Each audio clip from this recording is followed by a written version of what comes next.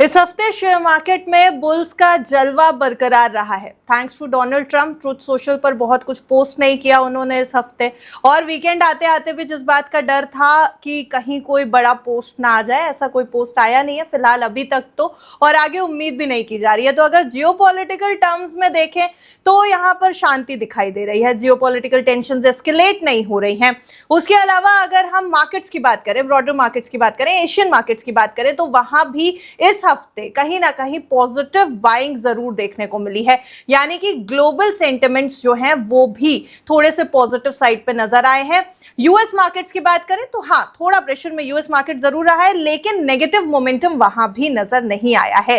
अब Indian markets पे आते हैं तो जैसा मैंने आपको बताया, बुल्स की ग्रिप काफी मजबूत रही इस हफ्ते। थोड़ा वॉलेटाइल बाजार रहा शुरुआत में, लेकिन मिड वीक अच्छा मोमेंटम देखने को मिला है, और खास तौर से 2 जुलाई का जो दिन था वो बाजार के लिए काफी बेहतर गया। कई सेक्टर्स ने बहुत ज्यादा आउट परफॉर्म भी करके दिखाया, कई स्टॉक्स बेहतर परफॉर्मेंस की तरफ आगे बढ़े।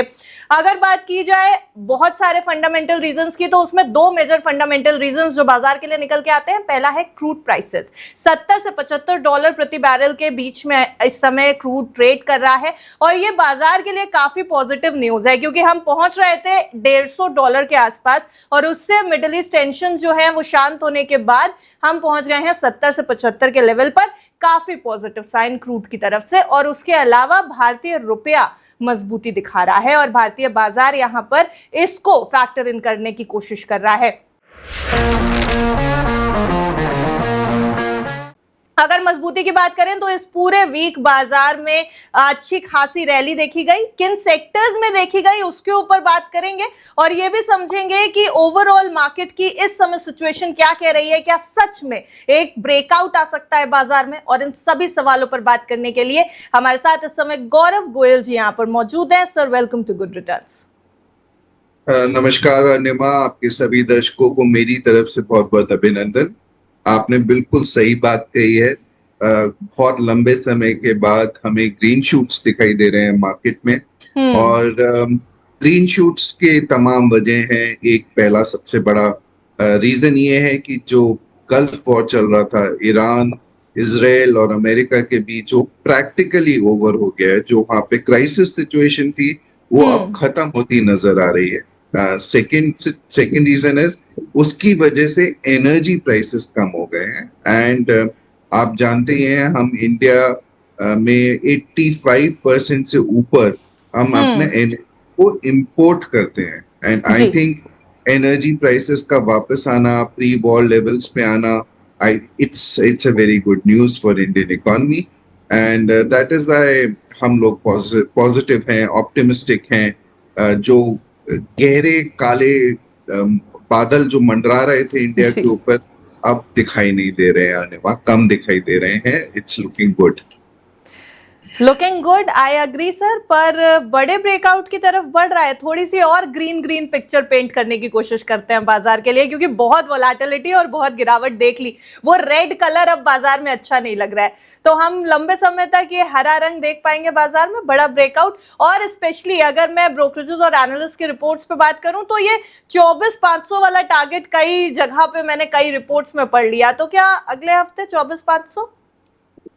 तो अनिमा, आपको मालूम है हम लोग एक फंडामेंटल नजर से मार्केट को देखते हैं, टेक्निकल पॉइंट ऑफ व्यू से नहीं देखते हैं मार्केट को। So I don't know whether we will see 24,500 और 24,000 नेक्स्ट वीक। लेकिन ये जरूर है कि अगर हम 5 साल के नजरिए से देखें मार्केट को, I think it's great time to be in the market. मैं आपके पहले शोज में भी कह चुका हूँ, जब मार्केट था कि मार्केट में एक अपॉर्चुनिटी नजर आ रही है। प्रैक्टिकली आई थिंक जिन्होंने उस समय इन्वेस्ट किया होगा, they should be very happy.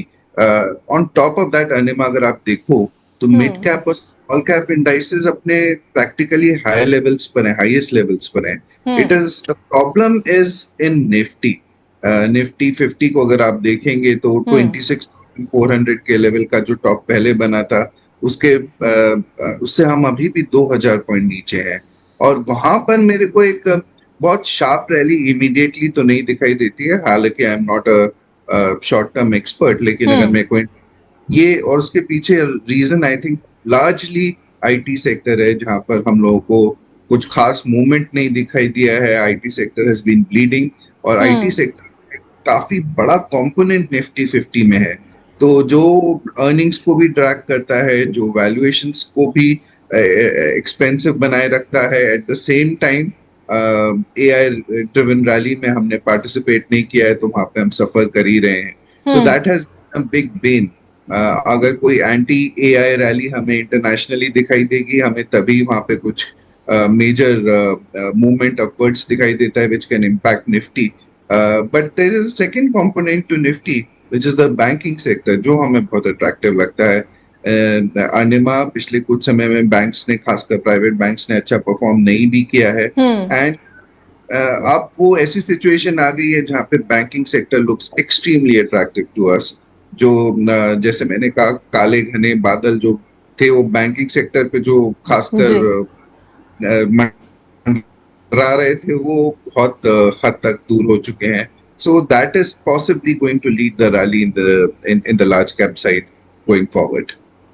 Okay, but sir अगले हफ्ते के लिए कुछ स्ट्रॉन्ग फंडामेंटल्स दिखाई दे रहे हैं क्या बाजार के लिए? बाजार आगे पॉजिटिव ही रिस्पॉन्स करता नजर आएगा, या अभी अगर हम जियोपॉलिटिकली भी देखें या बाजार के फंडामेंटल्स पर नजर डालें, थोड़ी वोलेटिलिटी बाकी है क्या मार्केट में?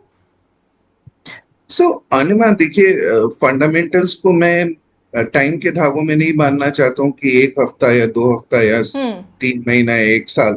आई think fundamentals play out over a long period of time, and fundamentally we look good. Economy is still doing well, अच्छी खासी ग्रोथ रेट इंडियन जीडीपी में है। आई थिंक जो आरबीआई ने प्रोजेक्ट किया हुआ है 6.7% GDP growth for this financial year, मुझे लगता है कि वो एक्सीड हो जाएगा इस बार। काफी अच्छे लेवल से एक्सीड होना चाहिए। We should continue to do well. Deficits हमारे अभी भी कंट्रोल में है। जो ऑयल प्राइस एस्केलेशन की वजह से प्रॉब्लम आ रही थी, वो काफी हद तक अब रिजॉल्व हो गई है। इन्फ्लेशन भी मेरे ख्याल से आरबीआई टारगेट्स के नीचे ही रहेगा। अगर हम चारों तरफ नजर घुमा के देखें, तो जो हमें घबराहट के संकेत दिख रहे थे, ऐसा कुछ अब नजर नहीं आ रहा है। The only worry possibly could be inflation, but sorry monsoon. But monsoon भी अगर आप देखें तो पिछले कुछ सालों से अच्छा रहा था। तो हमारे खाते जो स्टोर्स हैं हमारे, जो हम लोगों ने अपनी सेविंग्स कर रखी है खाद्य पदार्थों की, गवर्नमेंट के कॉफर्स में जो भरे हुए हैं, तो वो अच्छा खासा है। I think 1 or 2 seasons of bad monsoon can easily be tolerated by Indian economy. Overall मुझे अच्छा लगता है। फंडामेंटली मैं ये नहीं कह सकता कि अगले हफ्ते क्या होगा, लेकिन लॉन्ग टर्म के हिसाब से हम बहुत अच्छे लग रहे हैं आने में। अच्छा, सर आपने जिक्र कर दिया मॉनसून का, तो एक सवाल यहाँ पर एल नीनो इफेक्ट को लेकर के भी है, क्योंकि बाजार उसको लेकर के थोड़ा टेंशन में तो था। हालांकि मॉनसून की कई स्टेट्स में शुरुआत हो चुकी है, पर ये अभी भी है मॉनसून को लेकर के जो डर बना हुआ था, बाजार को दिख रहा है अभी भी वो डर? दिख रहा है अनिमा। देखिए, पिछला महीना जो है monsoon was highly deficient. I think जो फिगर आ रही थी, मैंने लास्ट पढ़ी थी, वाज 27% डेफिशिएंसी अक्रॉस इंडिया पूरे पूरे जून के महीने में। और अभी भी हम लोग डेफिशिएंट हैं। प्रेडिक्शन इज कि towards the latter half of the year monsoon season, उसमें एल नीनो का impact would be even more visible. So let us see how July rains shape up. हालांकि मैं ये कहना चाहूंगा कि जो आरबीआई ने अपने प्रोजेक्शंस दिए हैं because of poor monsoon, inflation वगैरह, वो काफी हद तक बहुत ज्यादा पेसिमिस्टिक हैं। I think we should much better than that. But yes, अगर हमें एक बारी कही जाए चारों तरफ घूमने पे, तो monsoon could be perhaps one such worry, but मैं उसको इतना ज्यादा वेटेज नहीं दूंगा कि वो पूरे हमारी मौज जो है या हमारी जो अपॉर्चुनिटी जो दिख रही है मार्केट में, उसको पूरा का पूरा खत्म कर देगी। I still remain very optimistic. Okay, एक और कंसर्न जो बाजार के मूड माहौल को लेकर के है, Q1 के अर्निंग्स इस फिस्कल ईयर के आने वाली हैं, फाइनेंशियल ईयर के आने वाली हैं, और अगर हम बात करें क्वार्टरली रिजल्ट्स की, तो ये हम मान के चल रहे थे कि Q1 में मिडिल ईस्ट टेंशंस का असर देखने को मिल सकता है। हालांकि क्वार्टरली रिजल्ट से पहले अगर देखा जाए तो बाजार थोड़ा सा तो पॉजिटिव रिस्पॉन्स देता दिखाई दे रहा है, लेकिन रिजल्ट से क्या एक्सपेक्टेशंस है सर? अगर पहले ही क्वार्टर में थोड़ा दबाव देखने को मिलता है, तो उसके बाद का रिएक्शन कैसा होगा मार्केट का? सो अनिमा, एक तो मार्केट में एक्सपेक्टेशंस म्यूटेड हैं अर्निंग्स को लेके। आई थिंक जो वॉर का इम्पैक्ट है इस क्वार्टर में सबसे ज्यादा विजिबल होने की एक्सपेक्टेशन है और रहेगा भी। बट जो एक्सपेक्टेशंस हैं उससे मेरे ख्याल से थोड़ी सी बेटर अर्निंग्स आएंगी। They will still not be great, particularly on the large cap side, but आपको मिड कैप और स्मॉल कैप साइड में मेरे हिसाब से अच्छी अर्निंग्स फिर भी दिखाई देंगी। So large caps would largely be pressure would be there, large caps में प्रेशर रहेगा। लेकिन अनिमा, मेरे को लगता है कि एक्सपेक्टेशन से बेटर लार्ज कैप में भी रहेगा, बट अर्निंग्स ओवरऑल म्यूटेड रहेंगी। सो लार्जली अर्निंग्स इनबिल्ट हैं आज के मार्केट लेवल पे। खासकर निफ्टी के अंदर तो आप वैल्यूएशंस देखेंगे तो काफी हद तक बहुत रीजनेबल हो गए हैं। करीब we are trading at 16-17 times two year forward earnings Anima. So मेरे को लगता है कि Nifty is reasonably placed and सबसे अट्रैक्टिव हमें बैंकिंग सेक्टर के वैल्यूएशंस लगते हैं, जहाँ पे banking sector is dirt cheap Anima. चाहे हम कोई भी पैरामीटर उठा के देख लें, प्राइस बुक ले लें, प्राइस अर्निंग ले लें, या फिर और जो फंडामेंटल पैरामीटर्स हैं उनको देख लें, bank Nifty looks extremely attractive to us. So overall मेरे को लगता है अर्निंग्स इनबिल्ट हैं and earnings would be a little better than what is being expected. Okay हमारे शो का एक सेगमेंट है सर स्टॉक्स नीति, बट हम क्योंकि पर्टिकुलर स्टॉक्स को लेकर के उनके टेक्निकल्स पे बात नहीं करते हैं, लेकिन फिर भी सेक्टर्स आपके साथ डिस्कस करना चाहेंगे। और आप जिक्र कर ही रहे हैं बैंकिंग और फाइनेंशियल सेक्टर का, तो शुरुआत भी उसी से करते हैं। बैंकिंग और फाइनेंशियल इस वीक किस तरीके से परफॉर्म करके गया है ये देख लेते हैं एक बार। थोड़ा सा मिक्स्ड रिएक्शन इस बार बैंकिंग और फाइनेंशियल्स का रहा इस हफ्ते। हालांकि रैली पॉजिटिव रही है, लेकिन कहीं ना कहीं थोड़ा वोलेटिलिटी देखने को मिली है। खासतौर से 2 जुलाई को बहुत बेहतर परफॉर्म किया था बैंकिंग इंडेक्स ने, रिकवरी आती दिखाई दी थी। उससे पहले जहां जहां भी कमजोरी दिखाई दी हमें पीएसयू और प्राइवेट बैंक्स इंडेक्स में, 2 जुलाई को वहां भी रिकवरी आती दिखाई दी। यहां पर थोड़े से कंसर्न्स जो एनालिस्ट और एक्सपर्ट्स को दिखाई दे रहे हैं वो ये है कि हायर इंटरेस्ट रेट के कंसर्न्स थे, लिक्विडिटी का थोड़ा प्रेशर था और ग्लोबल क्यूज के कारण दबाव था। और वो ग्लोबल क्यूज जैसे जैसे ईज होने शुरू हुए हैं वैसे वैसे बैंकिंग इंडेक्स भी रिकवरी की तरफ आके बढ़ता दिखाई दिया है। ब्रॉडर मार्केट रैली जो थी और बाकी सेक्टर्स की जो रैली थी उसने भी निफ्टी बैंक को काफी सपोर्ट किया है इस हफ्ते। लेकिन सवाल ये सर कि अब ये रैली फाइनेंशियल्स और बैंकिंग की जाएगी कहां तक और कितना लॉन्ग टर्म आउटलुक लेकर के चले बेहतर रिटर्न्स के लिए, क्योंकि बाजार ऑलरेडी बहुत प्रेशर में था।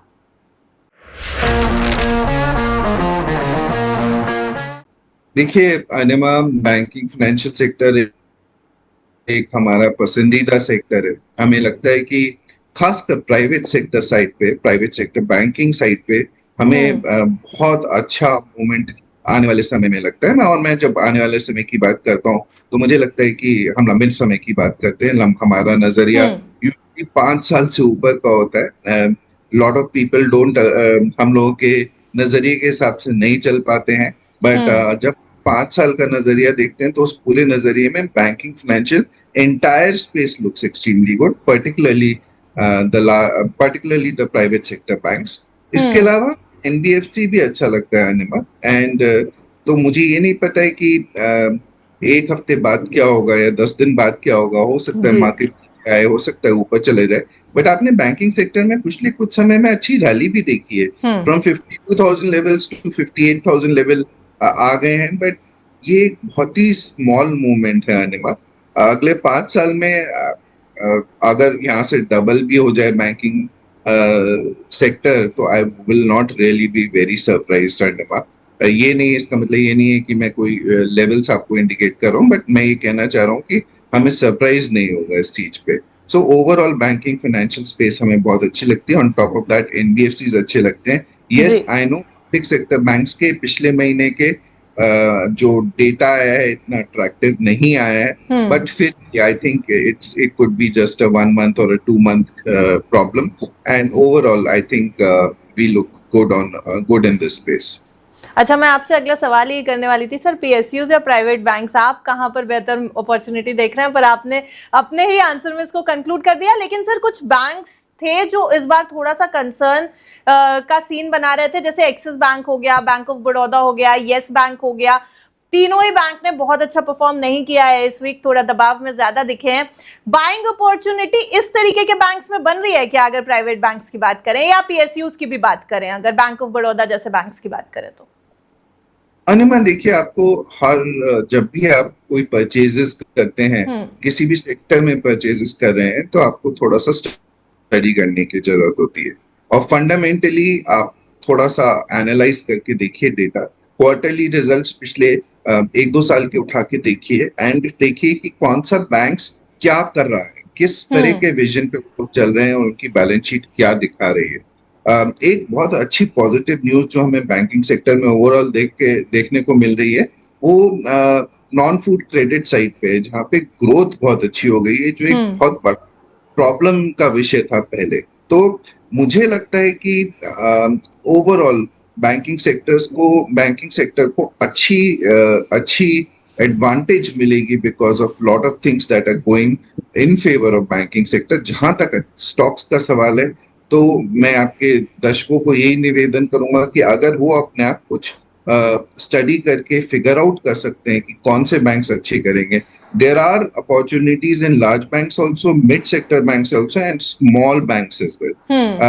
आपको स्टडी करने की जरूरत है। अगर आप खुद नहीं कर पा रहे हैं, आई वुड रिक्वेस्ट कि अपने किसी इन्वेस्टमेंट एडवाइजर से मिलिए, वो आपका रिस्क एनालिसिस करके अच्छी तरह आपका पोर्टफोलियो समझ के एक डिवर्सिफाइड पोर्टफोलियो क्रिएट कर सकते हैं, जिसमें बैंकिंग सेक्टर में वो अपने स्टॉक्स आपको चूज करके बता सकते हैं। तो but it's an opportunity banking sector, and उसको आप जरूर अपने पोर्टफोलियो में सम्मिलित करिए। पिछली बार जब हमारी आपकी बात हुई थी सर, मैंने आईटी सेक्टर को लेकर के आपसे सवाल किया था, और मेरा सवाल मुझे याद है, मैंने कहा था सर कभी चलेगा, का नियर फ्यूचर में देख लेंगे चलेगा या नहीं चलेगा।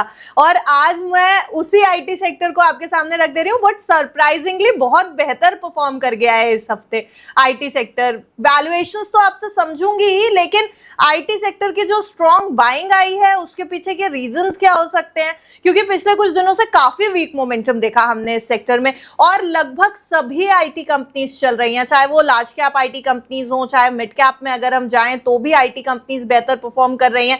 सस्टेनेबल है? सबसे बड़ा सवाल, सस्टेनेबल है? अनिमा, इस समय कहना बहुत मुश्किल है सस्टेनेबल है या नहीं है, और उसके पीछे मैं आपको रीजंस बता सकता हूँ। ये जो आपने पिछले 1-2 दिन में रैली देखी है आईटी सेक्टर में, इट्स बेसिकली ये एक एंटी एआई ट्रेड हुआ है। सो थोड़ा समझने की कोशिश करते हैं। एक एआई में आज की डेट में बहुत ज्यादा इन्वेस्टमेंट्स हो रहे हैं, और वैल्यूएशंस भी अनाप शनाप लेवल पे पहुंच गए हैं। मैं ये नहीं कह रहा हूँ कि एआई एक बबल है। AI itself is not a bubble. AI transformative technology है, जो ना सिर्फ जिंदगियों को बदलेगी, वो कॉर्पोरेट्स के प्रॉफिट पूल्स को भी आने वाले समय में बदलेगी। तो ये I have absolutely no doubt about it. But जिस तरह का इन्वेस्टमेंट हो रहा है और जिस तरह के वैल्यूएशंस इंटरनेशनली एआई कंपनीज को मिल रहे हैं, उसमें ये क्वेश्चन निकल के आता है, क्या एआई उस पेस पे ग्रो करेगा जिसके हिसाब से वैल्यूएशंस उसको दिए जा रहे हैं।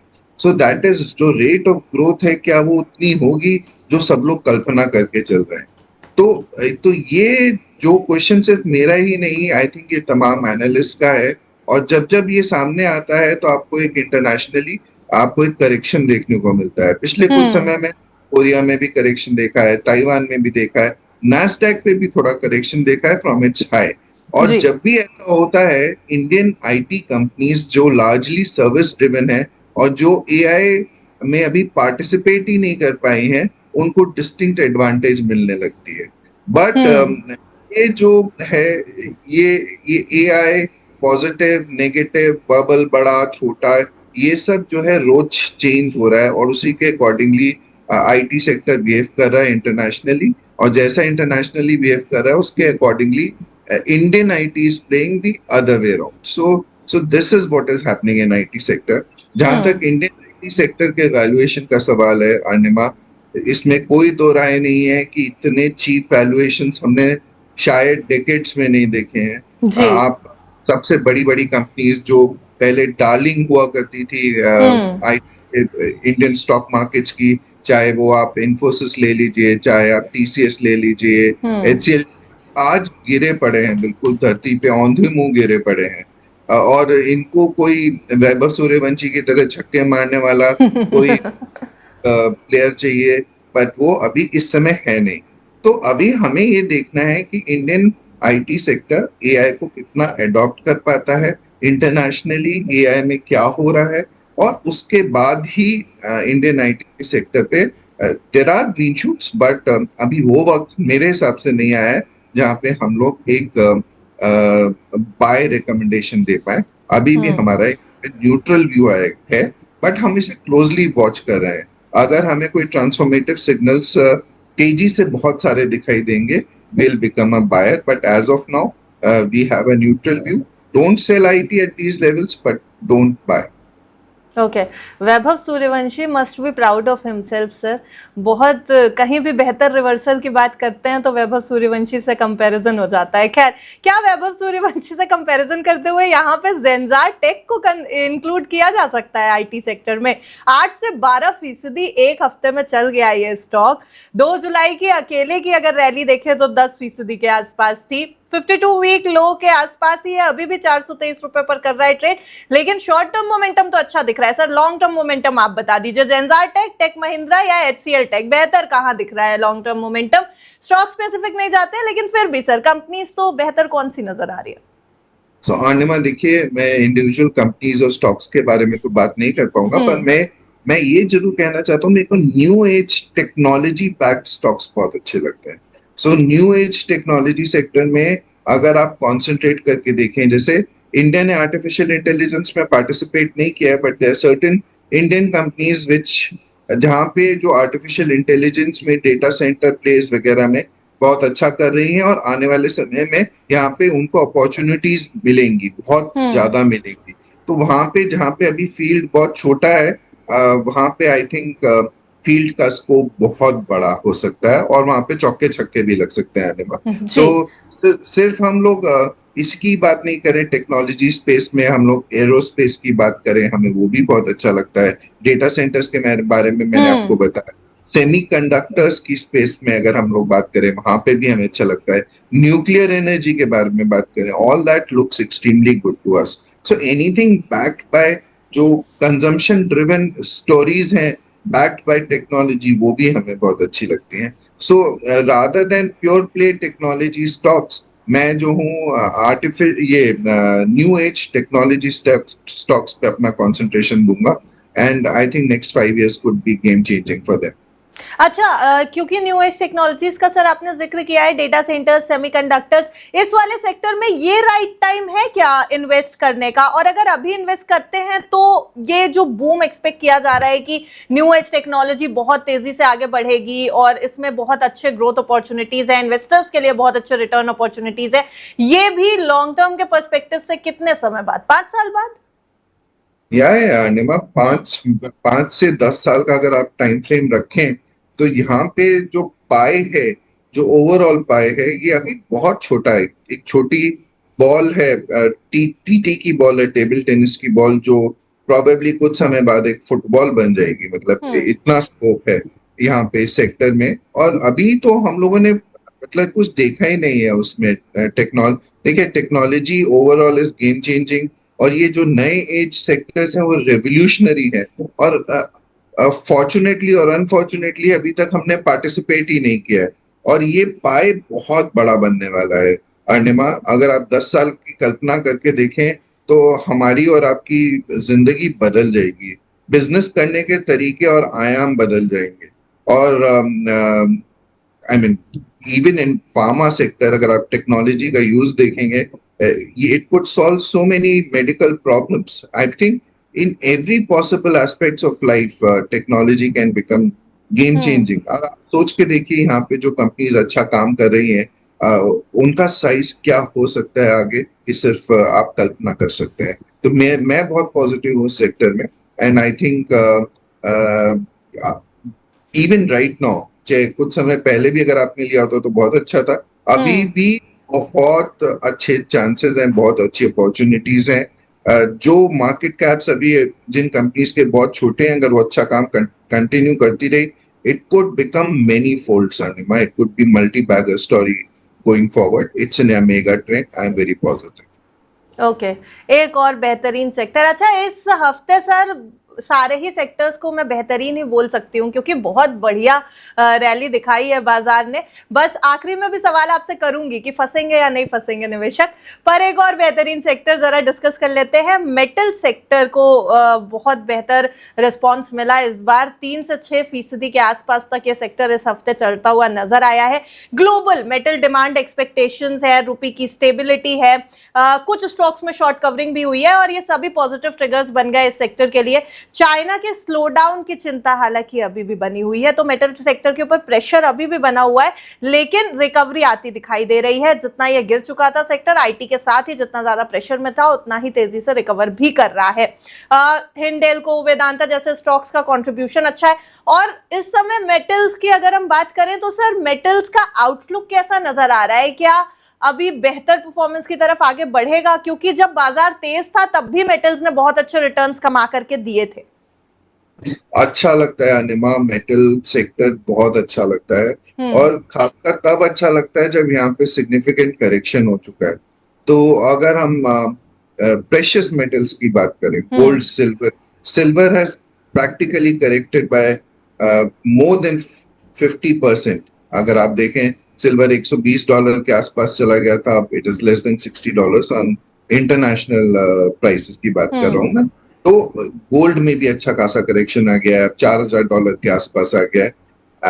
And the fundamentals haven't changed Anima, it is just that prices में मूवमेंट हुआ है, up and down, and significant ups and significant downs. Now we are at significant downs right now.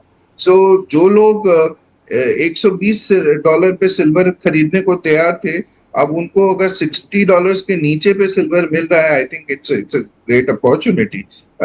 मैं ये नहीं कह रहा हूँ कि $60 का 50 नहीं हो सकता है, 50 भी हो सकता है, बट एक जो रिस्क रिवॉर्ड रेशियो होता है वो it is definitely in favour of investors, and investors should accumulate, start accumulating, but in tranches. एक साथ नहीं खरीद के आप 2-3 ट्रांचेस में खरीदिए, आई think it would make lot more sense. इसी तरह से अगर हम हार्ड मेटल्स की बात करें, हम लोग बात करें कॉपर की, बात करें एल्यूमिनियम की, बात करें प्लैटिनम, पैलेडियम की बात करें, I think there is a market for that. And हम लोग कॉपर की कई बार हम लोग ने बात करी हुई है। कॉपर का industrial usage is very high, and so is the case with aluminium. हम दोनों कमोडिटीज के ऊपर बहुत बुलिश हैं।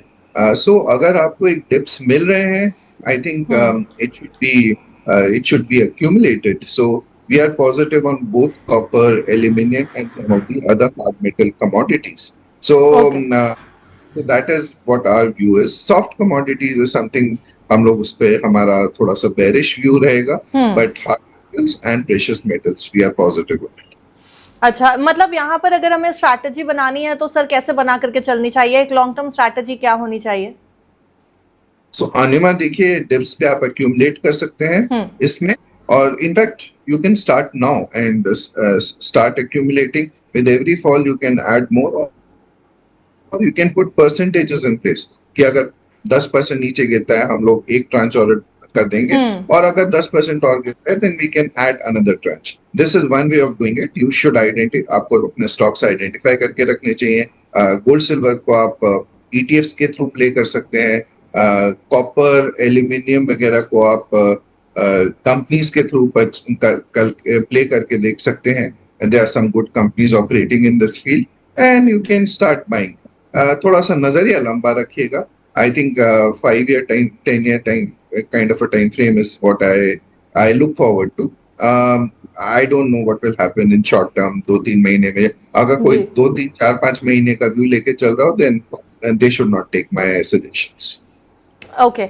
अच्छा, मेटल सेक्टर में ही वेदांता में अभी डीमर्जर हुआ था तो बहुत ज्यादा वॉलेटाइल हो गया था स्टॉक, बहुत ज्यादा लोग टेंशन में भी थे, और अलग अलग सेक्टर्स में ही गया है वेदांता का जो डीमर्जर हुआ है। लेकिन अगर मैं मेटल की बात करूं तो एल्यूमिनियम बेहतर परफॉर्मेंस देता, सबसे बेहतर परफॉर्मेंस देता नजर आया वेदांता एल्यूमिनियम इस हफ्ते। 5 से 7% का वीकली गेन दिखाई दिया है।